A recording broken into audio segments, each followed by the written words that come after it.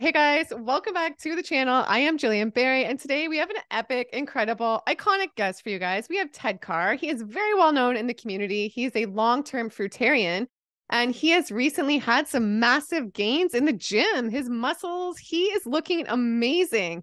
And this really caught my eye on his YouTube channel and on his Instagram page. Go follow him if you don't already. I'll link it below. And I was like, I have to have Ted back on. Look at how he's transformed. You always looked great, Ted, but this has been a really big transformation lately. And we have a lot of hard hitting questions from all my viewers about, is he on steroids? Is it this? Oh my gosh, this isn't natural. A lot of amazing, nice stuff too, though. Don't worry. So let's get right into it. Hey, Ted, how's it going? It's going great. You've upped your game. Last time we spoke, you were a lot more soft and mellow, and now you're like a pro at this. Way to go. Thanks. Yeah, I've You done. transformed. No, the last time we interviewed, the most embarrassing thing ever happened to me because for like for like 10 minutes, you were like, we were trying to talk and you were like, we couldn't hear each other. And then I realized my volume was off on the computer. I'm like, wow, he must think I'm the biggest idiot of all time. So I've definitely upped my game because my sound is on. So yeah, no, things are good. I love interviewing. So let's talk about you. That's why we're here. And so what the heck? How did you reach this huge transformation on a fruit-based diet? Yes, there's really three phases. There's three phases I went through. We'll assume I'm on phase three right now, which is quote unquote looking incredible. Phase one was back when I was a triathlete. I just did a ton of cardio. And so I was training like 30, 40 hours a week, swimming, biking, running, and doing like no strength training. There's a video I just found of me actually doing like my first bench press, and it was just like the bar with like a 5 pound plate on each side. Like that's the extent I was going, like a 5 pound plate. So I was doing nothing back then. I trained for triathlon. I was public on social media about my triathlon training for like 7 years. So everyone knows me. Everyone has this like, stick figure image of me online for the most part. And then phase two began when I quit triathlon and I started to get into some strength training. And I started to incorporate some cooked food, thinking that would help build muscle. And what I ended up doing is eating way too much cooked food because it's so addictive.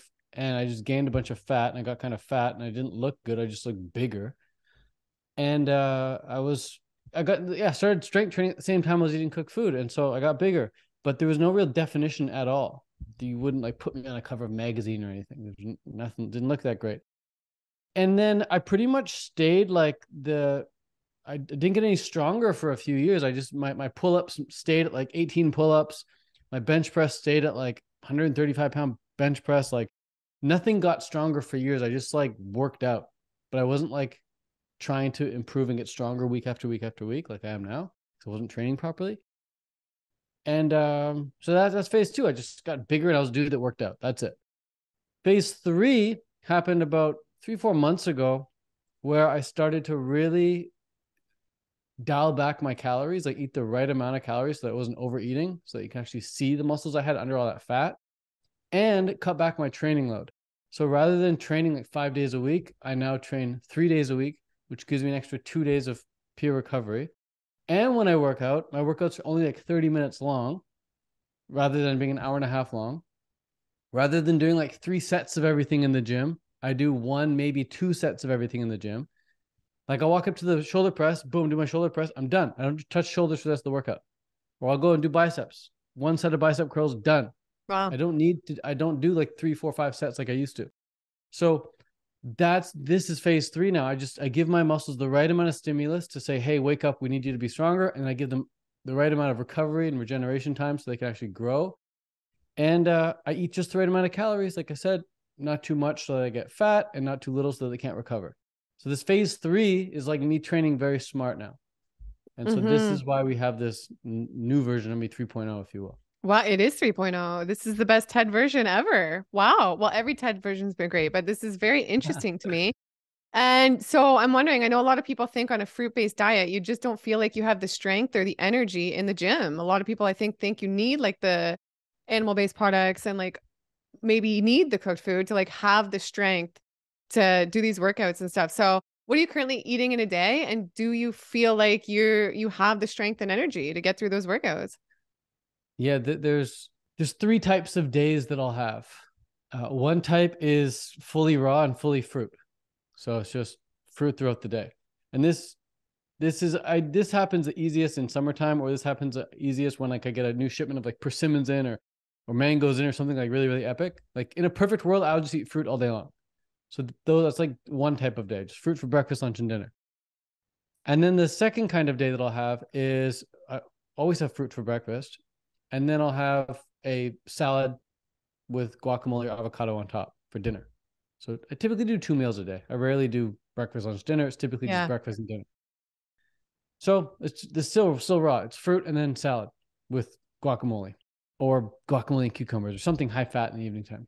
And then the third type of day I'll have is where I'll do fruit for breakfast, like a big fruit smoothie for breakfast. And then I'll have some cooked food in the evening time. And the cooked food in the evening time is like half a cup of rice, or at the most 1 cup of rice, or half a cup of quinoa, at the most 1 cup of quinoa with some guacamole. So very simple. It's like single ingredient cooked food followed by a bunch of guacamole. And that's it. It's just, if you were eating like a lot more cooked food, do you think it would be a difference in how you feel when you work out and stuff like that? don't know. All I know is that when I do eat cooked food, the less cooked food I eat, the better I feel. Let's just say Mm-hmm. that. With the Mm-hmm. more cooked food I eat, the heavier I feel, the more foggy I feel, the more moody I feel, the more like almost like sad I feel, the more tired I feel. It's just the less I eat, the better I feel. When I'm on full fruit, full raw, I'm like a best version for sure. Mm-hmm. And it's interesting So, because before we got on here, you were saying like, people could be eating McDonald's or whatever and still get the same type of fitness physique, right? And I think it's so true. I think yeah, there's just so much that people think like you can't reach these things on a fruit diet, or like it's all the diet they think. But I think so much of it is just like the actual workouts, right? yeah. So there's the diet, there's the workouts, and then there's the lifestyle. That's like how you recover in between the workouts. And if you take any drugs or anything. So if you're like I was telling you earlier, before the show, I was like, I could be eating McDonald's right now and look the exact same way they look now. The food you eat isn't going to determine how you look per se. That just comes down to the amount of calories you have. Now, obviously, if I was eating a bunch of gluten or something, sure, I'd maybe have acne. So sure, I would look a bit different maybe. Or if I was eating too much salt, to be a bit puffier or something, or I'd be a bit more inflamed or whatnot. But for the most part, I would look pretty much the same. But the issue is most people on vegan or raw vegan, they don't eat the appropriate amount of calories to look their best, because it's very easy to eat too little. All you Mm-hmm. gotta do is like restrict yourself, just do a water fast or just do a juice feast even, and you're gonna be under eating on calories for the most part, or overeat. That's also easy to do. Just blindly go through your day and eat whatever you want, whenever you want, however you want. So it's very easy to overdo it. It's very easy to be on either end of the spectrum. I can get fat and I can get skinny super easily. I just either don't eat or eat too much. Anyone can do that. The hard part is what I'm doing now. It's like the training smarter, eating smarter, is eating the appropriate amount of calories. So just enough so that your muscles can recover and get stronger, but not too much that you get fat. And how many? Do you calculate them or no? I don't. I use something called satiety sensing. So I'm in tune with how I feel. And everybody knows Mm-hmm. when they've eaten too much. Yeah, that's the thing. Everyone knows when they've eaten too much. And a lot of people also know if they've undereaten. They go to bed hungry, they wake up hungry. Like you can feel that. So I like to go to bed on what I call like the razor's edge, where it's like I could eat more. Like if I close my eyes and think about eating another 5 bananas, I could eat 5 bananas. But I also don't need to eat 5 bananas. Like I'm good. I could just totally fall asleep right now. Mm-hmm. And again, I very structured with my training, and I track every lift I do. And so I know I'm eating the right amount of food if I'm constantly getting stronger every single week. Mm-hmm. If I wasn't getting stronger every week, I'd be under eating. No, you're having great results. Like you should have, do you have a fitness program out? Are you working on one or no for like the fruit-based people? Yeah, I'm working on one. I'm going to give it away for free. I'm not going to sell it. So I was thinking of putting together a program and selling it and all that. But I was like, I don't want to have another thing to sell. I just want to give it Yeah. away for free. If anyone asks for it, just take it. Yeah. That's Just cool. take it. That's good. So And like as a guy, do you feel more confident now with like more like fitness gains and more muscle and more strength, or does it not affect like how you feel about yourself at all? it's just like, well, I mean, you know what it feels like to be Mm-hmm. more beautiful versus I waking feel up better if I'm ugly. working out and I'm like, I was in a good routine a few months ago and I feel it gives me more confidence, just makes me feel Yeah. happier. And a lot of people think like, oh, you shouldn't care what other people think about how you look, whatever. And the truth is like, well, we do care about how we look, and we do care about how other people think. That's why your hair right now isn't a big mess. You Yeah. straightened it for this call, right? And Yeah. there's a reason I don't have stains on my t-shirt right now, because if I had stains, I go change my shirt. I don't want people to see, oh, Ted's got stains on his shirt. Like we obviously care about Yeah. how we look to a degree. But the craziest thing for me, I probably get like the most, this might sound like conceited or something, I'm not sure if that's the right word, but like the biggest like shock value I get from this new version of myself, if you will, is like when I look in the mirror, I'm like, holy shit, that's me after a workout. I'm like, that's crazy. I've never had this physique before. It's like, feels so brand new. And so I think like if you look in the mirror and you're not happy with how you look, you can change that. Mm-hmm. I was never happy with how I looked before. I was just too freaking skinny, and then I became too fat. And I was always like, oh, how do I actually look like good? And it Were hasn't been people until when you recently. were skinny, were people around you like, "Oh, Ted, you're too skinny. This fruit diet's not working." Was there any of that or no? At the very start, yeah, for sure. But then I got into triathlon. I started like winning races, and then people just associated my physique with like winning races. So it kind of had that positive association. Then I got into doing like 100 squats a day. I had like this 100 squats a day campaign going on. And then everyone said I had nice legs because they were also waxed at the time. um, but then, yeah, I started just gaining too much weight, and I just had a completely average physique for a few years. And it hasn't been, it wasn't until I started cutting back the calories that things started to look a lot better. Wow, interesting. Okay. And so other than cutting back the calories, like what has inspired you to, because you've had a great transformation, like what has inspired you to do this and kept you inspired to keep moving forward with it? I think I got to a point where I was just fed up. I'm like, dude, I've been training like pretty Yeah. good for like 2 or 3 years. I'm not seeing the results. What am I doing? And I knew it was what I was doing. I was eating too much. I was eating too much. And I was like, dude, just cut it out. Like, quit fucking around and do it right. Mm-hmm. And so I thought the biggest block for me was I don't want to be hungry. I was like, I think I'd rather be fat and never have to deal with hunger. That was my whole like justification for staying, I wasn't fat, but I was definitely overweight. And so I was like, I would just rather eat as much as I want and not have to worry about calories and not have to feel like I'm restricting myself. But at the same time, like, but I do want to look sick. I do want to look really good because I know I got that potential. Mm-hmm. And I'm not doing the vegan movement any good. I'm not doing the fruitarian movement any good. I'm not doing the raw vegan movement any good by just looking average. And I'm like, if anyone's gonna do it, it's gonna be me. So let's do it. And you've done it. So then I found a way now to, like I said, eat enough so I'm on the razor's edge where I actually don't experience hunger. Even if in a calorie deficit, it's not like really hunger. It's just like I said, I could eat, but I don't need to. And it's just some discipline, It's like, hey, it'd be much easier to leave your kitchen a mess, right? Mm-hmm. Why bother cleaning? It's just leave it. Fuck it. My kitchen's a mess right now. Yeah. Yeah, just leave it a mess. Who cares? That's no discipline. Anyone can leave their kitchen a mess. It's the people who always keep their kitchen super clean that you respect. Mm-hmm. Same with the physique. Anyone can be fat. It's the people who got their calories dialed in, their physique looks incredible that you respect. We Mm-hmm. wouldn't be having this podcast right now if I was overeating, Mm-hmm. you know? No. So Yeah. it's just it's True. just it's just a disciplined thing that you respect yourself, others respect you. You have respect for other people when they're disciplined in any respect, whether it's art, music, business, relationships, right? Discipline is like a very attractive trait. Mm-hmm. And Yeah. So true. I think it bleeds into other areas of your life too. Discipline Mm-hmm. with your fitness is much more likely to be disciplined with your business and relationships and everything. So Reminds me of Jim Rohn. You like Jim Rohn too, right? love Jim Rohn. He just what a legend. I was listening to him the other day. He has like one of the best. It's like 2 or 4 hours long. One of his videos on YouTube. I forget which one. Where he's standing up giving a speech. It's Chalkboard? just yeah, that's the best video on YouTube. I love it. I will link it below. The guy's just like I wish he was around today. I couldn't imagine interviewing him. Wow. I love him. Yeah. Yeah, he's amazing. Well, okay. So I'd love to get into some of the viewers' questions. I have quite a few questions here. I think we have there's quite a few. Okay, so the first question said, did Ted do prolonged water fasts? How much exogenous TRT per week did he take while on the transformation program? Thank you so much. Was there two questions in one? Yeah, that's two questions in one. So prolonged water fast, I guess everyone has a different definition for what that would mean. I don't know what they mean by that. I've done several water fasts. I'm a fan of short water fasts. I'm a fan of the 24-hour fast. I'm a fan of the 48-hour fast. I'm a fan of the 3-day fast. After Yeah. that, after that, I'm not so much of a fan of. I don't think they're usually necessary. I'd rather do several 3-day fasts throughout my life versus like one big long one. I've just felt way better doing shorter fasts. So yeah, I've done a few of those. I've also done a few dry fasts, very short dry fasts, and I like those as well. But those, yeah, you need to be smart about those. I educated myself a ton before doing those. I watched like dozens and dozens of hours of people talking about them, and I did my research before just jumping into one. So I'm a fan. As for the TRT, no, if I was on TRT, my results would be insane. Mm-hmm. Yeah. And who knows, in the future, when I'm like 50, 60, 70, 80, TRT sounds good. Mm-hmm. Mm-hmm. But there's no Mm-hmm. Okay. point in taking it now when I'm already like at my almost peak, you know?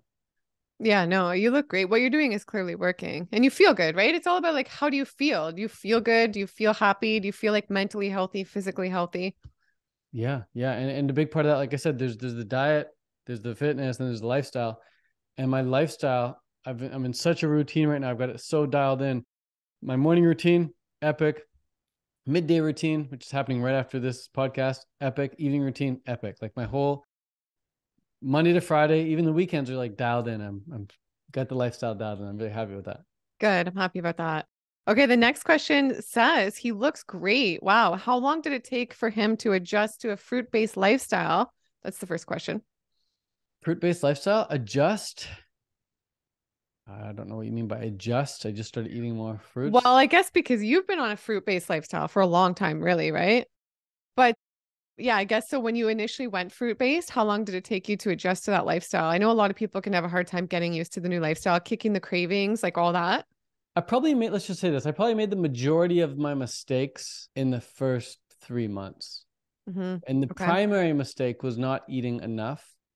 And I think a sub-primary mistake was just not buying enough. You can't eat enough if you don't buy enough. And so I one day, I never forget this, I noticed this where I went to the cupboard to like grab some cooked food and I stopped. I say, wait, what have I eaten today? And I like did the calories in my head. I'm like, I've only had like 400 calories today. No wonder I'm going for the cupboard food. Yeah. So in that moment, I'm like, wait, let's do an experiment. Let's go fill up on fruit and then see if I still want the cupboard food, which is cooked food. So I went and made a smoothie, drank it. Afterwards, I'm like, I don't want that cupboard. That stuff's garbage. Mm-hmm. So it's in that moment I realized that hey, there's a there's cravings when I'm undercaloried. And if I eat enough, I don't have the cravings. Yeah. Okay. Makes sense. And okay, so she said, as far as inflammatory aches and pains, how was his level before and then after? So I'm not sure if maybe they mean before fruitarian versus after or before the fitness I was transformation or so after. young. I started when I was 19. I didn't really have any inflammatory aches and pains. Yeah. But you had a lot of stuff like you had bad acne before, right? You had a lot of Yeah. things transform. Yeah, my acne was definitely very yeah, very noticeable. Face, chest, back. And then that went away within 2 weeks. Yeah. So here's the Wow. thing though. I tried to clear it up on raw vegan, high fat raw vegan, did not get any better. My acne got better in stages. It got better when I cut out dairy. It got better when I cut out gluten. It did not get better when I cut out all cooked food. It because I was eating so many nuts and seeds. Mm-hmm. And then I cut out the fat and a low fat, boom, within 2 weeks, overt fat free, gone. Yeah. Yeah. Wow. Interesting. Amazing. And okay, so one more question of theirs before more fitness questions. So they said if he lives in a temperate climate, like yeah, you live in the cold, how has it been for him during the winter months? This is a funny thing. I'm assuming she's talking about like, do you crave cooked food in the winter, and is it hard to be raw in the winter? There's a few things that can be said about this. In fact, I wrote a whole book about this with Chris Kendall. We called it the Raw Vegan Winter Survival Guide. Yeah. But the primary points here are like, number one, the quality of fruit's probably going to be less in the wintertime because you're not getting any local stuff. It's all Yeah. imported. But you do have persimmons to look forward to, right? Yeah. And I'd never get sick of really good smoothies that are made up of frozen fruits like bananas and berries. Like I never get sick of that. It's always good. So you can get by with delicious fruit in the wintertime. It is possible. You just gotta be smart about it. But the second piece to this is most people, most raw vegans get cold in the wintertime because they're eating cold food. They're eating frozen food or food from the fridge. That's Yeah. how it's preserved. And so the trick is to either thaw out the food before eating it, eat it at room temperature, or, and that's what I do, or something else I do is I will make the cold smoothie or make the cold ice cream, whatever, and eat it while I'm in the sauna or in the bathtub. Oh wow. That's a good, yeah, that's good. I've done that before too. You have to. Otherwise, you're going to be Yeah. freaking freezing. Then you're going to blame the diet. And then you're going to think, oh, it'd be nice to have a nice cup of, hot this or that. Hmm. Which if you want that, fine. But here's the thing also. If people think like, oh, in the wintertime, I need cooked food to keep warm, well, it doesn't make sense because in the summertime when it's hot, people are still eating cooked food. Hmm. And it's not to It's keep so it warm. true. Yeah, right. People Good go to point. the vegan community in Thailand. The cooked vegan community in Thailand is huge. All these vegans go to Thailand thinking they're going to eat all this fruit, but then their cooked food addiction, comes with them on the plane. When they get to Thailand, all they do is keep eating all this cooked food in Thailand. It's not to keep warm. You're eating it because you're addicted to it. Mm-hmm. Done. Yeah. Yeah. Okay, so the next question they said, so is he back to a fruit-based raw vegan diet or is he still eating cooked? Was he really able to achieve that amazing physique on a raw fruit-based diet with working out, of course, but oh my God, Ted, you look incredible. Yeah. So on the days I eat cooked food, it's either 300 to 600 calories of cooked food because it's either half a cup of rice or half a cup of quinoa, dry, which is like 300 calories, or it's a full cup, which is like 600 calories. So if I am having cooked food in a day, it's like 300 to 600 calories. And the majority of my days, I'm doing maybe like 2,000 calories. So what percentage is 300 of 2,000? I don't quite know the math on that, but it's probably like, oh, it's maybe like, well, if I was doing 1,000, I was doing 300, it's probably like, I don't know, 25% tops calories from cooked food. I think that's too much, maybe. Too much. Yeah, even less than that. Quinoa has Maybe some less than that. benefits too. Yeah. Yeah. So yeah, but that's it. It's like ideally, like I said, ideally I feel my best on just fruit, but if I am having some cooked food, it's half a cup or a cup. Okay. And on this new workout routine, somebody's asking how much sleep does he need and why are stimulants bad for your body? Sleep's a good one. Here's a trick with sleep. It works very well for me. I don't set an alarm. I wake up whenever my body wants to get up, whether it's 4 a.m. or whether it's 6 a.m. That's like my range. And I track my sleep with this Aura ring. Oh, do you like my mom It's, was going to buy me one of those for Christmas. Is it good? You like it? it's amazing. Yeah, it tells you exactly what time you fell asleep, what time you woke up. It's so good. So I'll wake up between 4 and 6 a.m., but I'll pretty much always go to bed at 8 p.m. So my bedtime is pretty strict. I have alarms that go off in the house to remind me, hey, go to bed, go to bed. And I'm pretty much always in bed before those alarms go off. But then my wake up time is whenever my body feels like it's ready to get up. And what I found since tracking with an Aura over the past year now, I've had it for about a year, is in the wintertime, I sleep much more like a bear in hibernation. Wow. Like I'll average like 10-hour sleeps or 9-hour sleeps. Wow. Whereas in the summertime, I'll average like 6 or 7 hours of sleep. A Hmm. huge difference. And I think it's just because of the amount of light. In summertime, it's bright at 6 a.m. and it's bright till 9 p.m., whatever. In the wintertime, it's dark till freaking 9 a.m. It doesn't get bright until 9 a.m. and it's dark at like 4 again. So I sleep much more in the wintertime. And I think the trick, yeah, you just have to let your body sleep in. Hmm. Be diligent with your bedtime, but let your body sleep in. So I do sleep quite a bit. As for the other question, it was, Why are stimulants bad for your body? well, it's funny because people consider them like they drink like coffee for energy or tea for energy, right? Hmm. But if you look at like if you draw it out as a graph, you realize that let's say you drink a cup of coffee and you get energy for like 3 hours. Okay. It's like they come up with 3 hours, maybe 4 hours. You're like kind of focused or something. So 4 hours of energy up. Everything after that up period, you start to come down and feel worse and worse and worse and worse and worse. So now Hmm. you have another 4 hours of down. So now it's already evened out. And now you're back to like baseline. But now you have to go below baseline because you don't just end up at baseline. Now you go below baseline to recover from the stimulant. Now let's say you're like, a day under baseline, you're recovering from that coffee you had yesterday. Hmm. And now you're below baseline. Now you still have to recover and come back up to baseline. So you're spending like when you have a cup of coffee, you're going to spend the next couple days recovering from it, whereas you only benefited from it for like 4 hours. Yeah, it's not worth So, it. so would you call a protein bar if it had 1 gram of protein and 80 grams of carbs? Of course Hmm. not, because only 1 gram of protein. Hmm. Well, why would you call coffee or an energy drink when you're spending 80%, 90% of the time recovering from that drink? True. It like True. you would never do that. You call an avocado a fatty food because it's majority fat, right? True. You don't say avocado is a carbohydrate food because it's freaking 5 grams of carbs in there. No, it's so you got to call it like what it is. Yeah. Call a spade, as they Yeah. say. Yeah. So true. Okay. And they were also asking, what are your favorite savory recipes? I'm not sure if you have one or two you want to share. I'm not a chef or an expert in the kitchen by any means. I'm pretty much like a does it taste good kind of guy, and if it does, keep eating it. So I don't even really know what savory is. Would you enlighten me what savory means? I think they mean like, like the raw pastas with the tomato sauces and like all that sort of stuff. I think. Does it have to have tomato sauce? No, whatever. Like any recipes Okay, at I'll all. give you my favorite two sauces of all time, okay? Yeah. These will blow your mind. Okay. Okay, two sauces. You can put these on they're best on peeled zucchini noodles. Okay, but here they are. They're so simple. And don't ask me for ratios. You can figure this out. But unlimited fresh basil, no dried basil, fresh basil. Here we go. So recipe number 1: mango, date, basil. Blend up mangoes with dates with fresh basil. I'm gonna try No that. water, no lemon. You can add a green onion if you want, but not necessary. And then just pour that over, nice and thick. Hmm. Absolutely delicious. I can have that every single day. Second recipe: persimmon, date, basil. Hmm. Blend it up, pour it on. Thank me later. You want to eat that for months. So Incredible. easy. It's so easy So too. I easy. like stuff that's just easy, not complicated.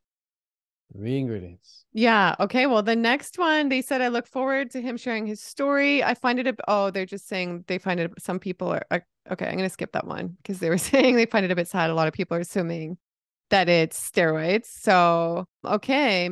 You can, and here's the thing about steroids too, is like you can go look at guys who are on steroids. Like a lot of there's channels on YouTube of guys who are actually on steroids and they talk about it openly. They're Mhm. huge and Yeah. they're so strong. They're Yeah. huge and they're so strong. I'm not huge and I'm not so strong. The other thing about steroids too is you can see people lifting on YouTube, or you can see like their diary, their journal of how they've lifted. And when people start taking steroids, there's an immediate spike in how strong they are. Wow. But there's no immediate spike in my training log. It's just very progressive. Like I've increased by like 2.5 pounds, 5 pounds, week after week, very, very slow. And so you haven't taken any steroids at all you've never tested with them or anything. Tested with them. Like you've never tried them out at all. Mm. Wow. Yeah. I didn't think you were either. Yeah. Okay. Cool. And okay. And So, because I have a history of acne, if I did take them, I'd probably see it on my skin. I wouldn't mhm, have clear skin. Some mhm. people don't get acne with steroids, but that's because they're not prone to acne to begin with. But the Yeah. people who are prone to acne in the begin with, if they do take steroids, I see guys at my gym, they're like 30, 40 years old. They got zits all over their back. I'm like, bro, you're clearly on roids. Mhm, And then I guess they mhm. don't mind, but some of them deny it. I'll ask them like, hey, are you natty or not? And they're like, yeah, I'm natty. I'm like, bro, I know you're not fucking natty. Look at your skin. Look at your bulging muscles. Yeah. Yeah. It's steroid users too. Another way to tell the difference is steroid users always look puffed out and jacked. I only look puffed out and jacked right after a workout and in good lighting at the current moment, at least. Like if I was Mhm. on roids, I'd always look good. I could take my shirt off right now and you'd be like, whoa. I'm not taking my shirt off right now because I Let's look see. Yeah, right no, I now. know. Yeah. No, I know. Okay, the next one, Marcus was asking what supplements does he use? Yeah, I take a few and I take a few just to be safe. I take a few because I figure why not? So one Mhm. of them is like B12. I might as well take B12. That's good. Yeah, I agree. Another one in the wintertime, I take vitamin D3. I don't take D3 in the summertime because I'm already getting heaps of sun. But in the wintertime, I take vitamin D3 because, again, why not? It's not even a vitamin, it's a hormone. Another one I take is I use a water distiller. And so my water's like got nothing in it. So I add a little drop of minerals, iodine, and some other trace minerals. Oh, good.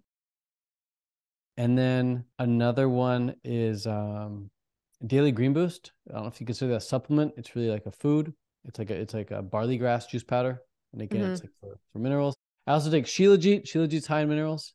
I take zinc. I take a zinc and it has a little bit of copper in there as well because that's supposed to help boost test. So zinc. And also most vegans are very low in zinc. So I've most heard vegans, that. regardless of if you're raw or not, you should be taking zinc or at least ideally like a couple handfuls of pumpkin seeds every day. Because Yeah. I don't want the excess calories from pumpkin seeds. I'll just pop a zinc supplement. Yeah. And then the one that like I guess would make the most obvious difference in my appearance is creatine. So I take Mhm. 5 grams of creatine per day. Oh, yeah, somebody was asking about that. Okay, cool.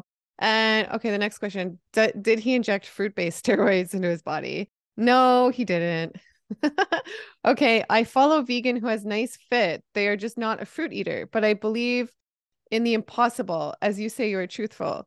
Jillian's friend Shane looks good too on Raw and other. I feel okay. This is just more of a comment, not a question. Sorry. And they're just complimenting you. So the next one, where does he live? Does he have trouble finding good quality fruit?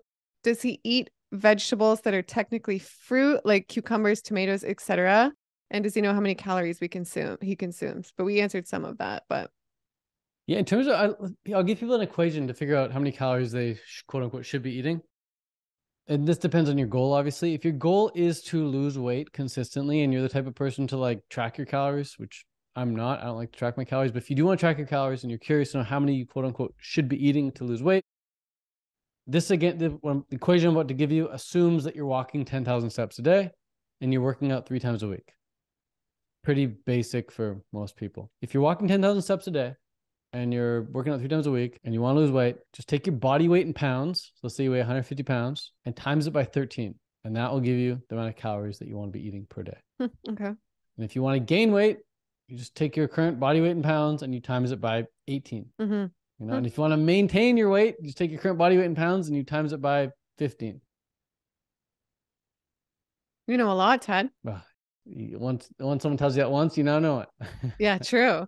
Okay. And then the next question. So she was saying too, she's skeptical and she's like, not that you can't build muscle on vegan diets. It's just very unlikely to get those results with the big capped deltoids and large traps without using something. No judgment, Ted. You look great. I just hope you're honest with your viewers. And I believe you're totally honest.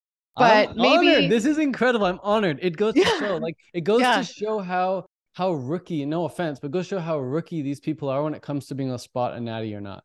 There's YouTube channels dedicated to natty or not. And I recommend people go watch them. It's like, I used to live on a street that was pretty busy with runners. And I'd have like, friend would be over and I'd be like, oh, what do you think of the running technique? And my friend would look at the runner and be like, oh, it looks good. And I'd be like, it looks horrible. They're hunched over, they're landing on their heels. I'm like, they can't even spot a good runner or not. Then I look at a really good runner. I say, oh, what do you think of the running technique? And they're like, I don't know, it's all right. I'm like, that running technique is perfect. They're probably like a, 240 marathoner or something. Like that's insane technique right there. So I can spot good running technique, just like I can spot good cycling technique and good swimming technique. Most people can't spot good swimming technique. They don't know what good technique is. And just like I can't spot what a good golf swing is, I can't spot what a good tennis swing is. That's not my area of expertise. And I used to not be able to spot the difference between a natty or not. And a lot of people think The Rock is natural. Dwayne Johnson. A lot of people think Arnold Schwarzenegger is natural. They don't know he's on steroids because he never openly said, I was on steroids. Maybe he's mentioned it now recently or something, but most people just can't spot it. And yeah, there's different things to look for. But in terms of like the cap delts, I think she's meaning shoulders. I think so. Yeah, this guy's way bigger shoulders than me naturally. And what was the other muscle she said? I think you're a nice size. I think it's like a perfect size. She said, and large traps. I don't know the fitness term, yeah, so I don't even know what that means. Traps is like these things right here. Oh, okay. So there's some guys who are genetically gifted in different areas. Some guys have huge calf muscles. Some guys have very small calf muscles naturally. They don't need to do anything. They just have naturally big calves. Just like some women have naturally big boobs, some women have naturally big butts. Nothing they need to do to build the butt. It's already huge. Yeah. And so for me, my natural gifts is like bigger chest and bigger traps. I don't have the biggest shoulders. I don't have the biggest biceps. I don't have the biggest legs. I don't have the biggest calves. So we all have our differences there. But guys on steroids typically they have huge lats and they got huge shoulders. That's like a kind of a dead giveaway. But mine aren't huge. They're just in that photo. They look really good, nice lighting, and I got a huge pump. And that day I was doing a lot of shrugs, so you can definitely pump them up for a fake picture. Yeah, more photo shoots coming, I hope. Yeah. Yeah. There's girls on Instagram who've got accounts dedicated to how to look better by changing your position and the lighting and you look at these two differences in the same girl, right? I'm sure you've seen them. Same girl, I've two seen different them, angles. Yeah. One picture you're like, oh, she's got a gut. The other picture you're like, she's got a six pack. Yeah. One picture you're like, oh, she's got cellulite. The other picture you're like, that ass is insane. Yeah. So true. It's like the same chick, just different angle, and she looks incredible. And so with my picture, I mean, Jillian, I've probably taken like 400 photos. I've maybe uploaded 3. Yeah, I get it. 397 of them suck. Yeah. That's how it is. Yeah, I get it. Well, that's awesome. That's cool. And I want to say, like, to end off, do you have any advice or any inspiration for somebody out there who might be watching, especially if somebody's vegan and they're like, oh, like I want to get some gains like this. And because you do hear a lot of people who say they can't get like this. Oh, yeah. I do want to finish off what she was saying. She said it's not likely. Here's what you need to understand about strength training and getting bigger muscles. A muscle will grow if it has to. Your biceps aren't going to get stronger just you sitting there talking to me on this podcast. It'll get stronger if it has to. Show me the vegans that are out there forcing their muscles to grow like I'm forcing mine to grow. There's very few. Yeah. There's very few. I demand they grow. Like I went to the gym today. I nuked my back. I nuked my biceps. They're going to grow for sure. I demand so much of them. So first off, the training is super, super key. And then there's very few people doing that. Then show me the people who are actually allowing their muscles to recover adequately, like giving it like a solid like 3-day break in between the next workout. Most people, they work out too frequently or they're too inconsistent. I'm very consistent and I give just that Goldilocks zone amount of recovery. Because if you train your shoulders today and then you wait 2 weeks and you train them again, they're going to be just as strong as they were 2 weeks ago because you waited too long. They've now gotten weaker. Yeah. If you train shoulders today and you train them again tomorrow, they're going to be weaker because you didn't give them enough time. Right? So there's that Goldilocks zone. And the Goldilocks zone, assuming you're getting enough sleep and assuming you're not running marathons in between your workouts, the Goldilocks zone is typically 48 to 72 hours after your workout, you train again. So it's kind of like less is more. I think we just live in this world where we think like more is more, more, more. Even like I'm like more videos, more this, more that. But yeah, less is more. Look at this, right? So now again, you find someone who is providing adequate stimulus in the first place, very rare. Find someone who's providing adequate rest on a consistent basis. There's so few people that are training that smart. Yeah. Let alone who's eating just the right amount of calories. Most people, like I said, they underdo it or they overdo it. So when you get these factors right, and then the mindset too, like I see myself as someone who's got a sick physique. Like I've changed how I see myself. I used to see myself as this fat vegan who couldn't seem to lose the last 10 pounds. Before that, I saw myself as this scrawny freaking marathon runner, and it worked. How you see yourself is what you see in the mirror. If you want to know how you've been seeing yourself, go look in the mirror. You clearly have been seeing yourself as this thin blonde woman with long blonde hair and red lipstick. That's how you see yourself. And red nail polish. That's how you see yourself, Yeah. You see yourself as this professional podcast host, which you are. Yeah. And the reason you are is because you see yourself that way. And a lot of people, they've got the worst self-image. Like so how do we change that? Say some people are just like, they're seeing themselves the worst and they're just in this hole and they can't get themselves out of it. Well, like first you become aware of it. First you become aware of it. Just you become aware of the fact. Like that chick who said that, oh, it was so hard to do that. It's hard if you believe it's hard. Yeah. Yeah. For me, it's so easy because you give it adequate stimulus, you rest, you do it again. And you can't help it. You'll be stronger. Even if I tried not to get a personal record today, I still get a personal record because I've provided adequate stimulus and I've rested. If you plant a seed in soil, you cover it, you give it adequate water, adequate rest, adequate water, adequate rest. What happens? Sprouts. It can't help it. It can't help it. It doesn't even need to know what's going on. It's just like, oh, I'll sprout because it's given the right conditions. So you got to give your body the right conditions as well. Very few people give their body the right conditions. So anyways, when it comes to changing the mindset, it's just first off being aware that you have this self-image. And then second off, it's deciding what kind of self-image you want to have of yourself. So it's like picking from a menu. And then third, it's getting over that awkward, embarrassing phase of like talking to yourself as if you are that person. Because if you've been saying you're fat for so long, all of a sudden you saying like, oh, I'm thin now. Like that feels very awkward and very weird. I do this with my clients, my business clients. I say, how much money do you want to make per month? And they say like $5,000. I say, okay, tell me right now that you're making $5,000 a month. And they're like, I'm making $5,000 a month. I'm like, how's that feel? It's like weird. Like it can't feel weird. If you want to make $5,000 a month, it can't feel weird. $5,000 a month is nothing. So how do people like make that not feel weird? Because I feel like you need those beliefs for like the life to change, right? Just like if I gave you dumbbells right now and I told you to do overhead press, if you've never overhead pressed before, it'd feel weird. Yeah. But if you overhead press with me 3 times every, or if you trained with me twice a week, the overhead press would feel pretty good eventually. So you got to get the reps in. Yeah. So you got to get the reps in. Look in the mirror and be like, my body's amazing. I look so good. Holy smokes. Is that me? Wow. Like that body is incredible. You just got to keep hyping yourself up like that over and over and over again. And you just get the reps in. And if anyone thinks this is like hokey pokey or whatever, do the opposite. See what happens. Start calling yourself a piece of shit. Start calling yourself a loser. Start calling yourself an idiot. And notice the results that come from that. It's like right away you start to realize, wow, how I talk to myself is actually what starts to present itself back to me. It's scary, but then it's actually good because it's like we can create and change this, but then sometimes it's like scary because it's like, oh no, we can actually like. It's scary if you're undisciplined with it. Yeah. Yeah, it can be scary if you're undisciplined with it, but it's very empowering when you realize that you have the power. And with great power comes great responsibility. So yeah. And do you do affirmations? Like, do you listen to affirmations before bed or when you wake up or do like vision boards or no? I listen to a vision script of my perfect life. And Nice. on that vision script, there's a sentence in there that says Ted Carr has the body of a magazine model, I a love it. magazine cover model. And this Mhm. was written like 6 months ago before I had what I have now. So I Wow. just kept listening to it and seeing it. And then when it says Ted Carr has the body of a magazine cover model, I would see myself looking in the mirror and being like, whoa. And now I see myself in the mirror and I'm like, whoa. Wow. I did the same thing with my Tesla. I said Ted Carr drives a black Model 3 Tesla. And when he gets in, he loves the smooth acceleration. And I made it so Wow. detailed. And I wrote that well before I had a Tesla, but I kept listening to that over and over and over again. Listening to it right before bed. It's like a 5-minute script of my perfect life. And it describes Ted Carr, the Like on an perfect app, version. like you like I just voice record. recorder, voice Yeah. recorder. Yeah. I have this app. It's called I Am, and you can like record Cool. your own stuff. So I do that too and listen to stuff. And like, I think it works. You know, I was listening to this like a couple months ago, one night. I was like, okay, I'm going to sleep with it and see if it works and listen to this like financial affirmation about money.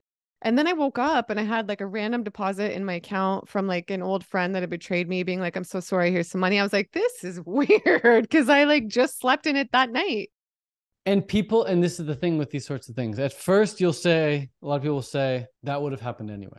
They would have sent you the money anyway. Yeah, I And know. then the second time it happens, you say, well, I just got lucky. It's a coincidence. Yeah. Third time it happens, you'd be like, well, it's just, serendipity. It's just, we're in sync, whatever. The fourth time it happens, you're like, it's just a miracle. Wow, I can't believe it happened. But it's Yeah. hard to make that connection between, no, it's happening because of this. Mm-hmm. Here's the cause. And it's Yeah. hard to believe that that's the cause. Because if it is the cause, which it is, then it means you truly do have the power. And we Mm-hmm. often give up our power. We say, no, the Mm-hmm. power is external. The power must be in Jillian, and the power must be in my my my landlord or my mom or my dad. But so no, it's like I have the power. Because I think sometimes things can just feel so far from what people want, and then they just feel like they give up and they're just like, it's so hard for them to like pretend and like try and like even have any more hope that things can change, whether it's for like health, finances, or whatever, you know? And it's also hard for them to look around and be like, well, if I truly am the creator of my reality, then why would I create this? Why would I create that? Mm-hmm. I wouldn't have created this sore leg or this sore hamstring. I wouldn't have created this shoulder. I wouldn't have created this disease. I wouldn't have created this relationship. It's just how these things happen to me. And they go into like victim mode because they don't want to believe that they're creator. It's just easier to go along as the victim, or so they think. Mm-hmm. But no, that nighttime vision thing, man. I get all my clients to do it, and the clients who do it, they get the best results. Wow. Do people They ever get come to you and they're like, Ted, oh my God, this just happened because I yeah, started doing this? 100%. Like people start signing up for my membership, starting to get way more sales now.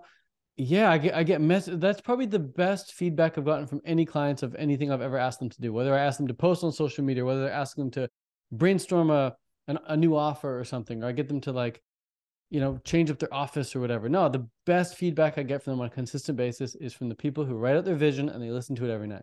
Mm-hmm. Wow. Wow. It There's just really seeps something in. to it. It seeps into the subconscious and makes its way into reality. Yeah, I love it. I love talking about that stuff. And okay, so yeah, any advice for anybody out there who like maybe they're vegan and they've been struggling, they can't get these results you have, or they want to start, where to start? Where to start? Where to start? I would take a look at go on Google Images, or maybe you're on Instagram and just find the body that you like. Make sure it's not someone on steroids, because that would be, maybe hard to attain naturally. Mm-hmm. Unless you want to do roids, then go ahead, do roids like Yeah, that. if you want to do them, go ahead, But you know? Yeah. but get the image, create the image of the person you want to look like, and then you can take it the next step and you can Photoshop your face onto that body. I like So it. I'm all about this stuff. Yeah. Good advice. that would be the first one. Just you gotta have the vision, you gotta have the image of what you're trying to accomplish. And that's if you're trying to create like a certain looking physique. If you're just trying to get healthy, whatever, do anything, it'll probably work. But if you're trying to create that certain physique, it does help to have that image. And then you go and find out how that person's training, or you look at certain body parts and you say, well, I like their shoulders. So what are like the top shoulder exercises to create that shoulder? And you just binge watch YouTube videos for days and days and days until it becomes so obvious that, there's only a couple exercises you can do to grow the shoulders, and you only need a few of them, and you just got to hit them once or twice a week and you're good. So I would just start with the image and then work backwards from there. Yeah. Okay. I love it. And okay, so this is my new thing. I like to ask people, say everything was ending tomorrow and you could leave behind 3 books, your 3 favorite, most inspiring books that you just think have changed your life or whatever, and one quote. What would that be? Everything's ending. What do you mean everything's ending? Well, just everything's Who ending am I for leaving these you, I books to? guess, Ted, unfortunately. And you had to leave behind. It's kind of All dark and right. dreary, so I don't want to see it that way. You know what I mean? Okay. Yeah, let's go. How to win friends and influence people. Oh, I've never read that one. Must. Mhm. Must. Audible As or read? Is it better? Audible. Okay. The narrator is amazing. How to win friends and influence people for sure. I got a whole book list. You can link it below if you want, but yeah, let's just I'll give you that one, and if you want to link the book list, I can give it to you. It's gonna be Yeah, down I will below. for sure. Yeah, I'll link whatever. And in terms of the quote, well, let's go along with what we were just saying, and that is circumstances don't matter. Only my state of being matters. So true. I love it, Ted. You've got so much depth to you. I love it. I just love who you are. I think you're so awesome. And yeah, this has been great. I've loved having you on. And to the viewers, I hope you guys enjoyed this. If you did, give it a big thumbs up right now. And make sure to subscribe if you don't already. And go follow Ted everywhere. And if you feel like you need a coach and he could change your life, then go hire him as a coach. Who knows? You could just totally manifest the life of your dreams. And I will see you guys in the next video. Bye.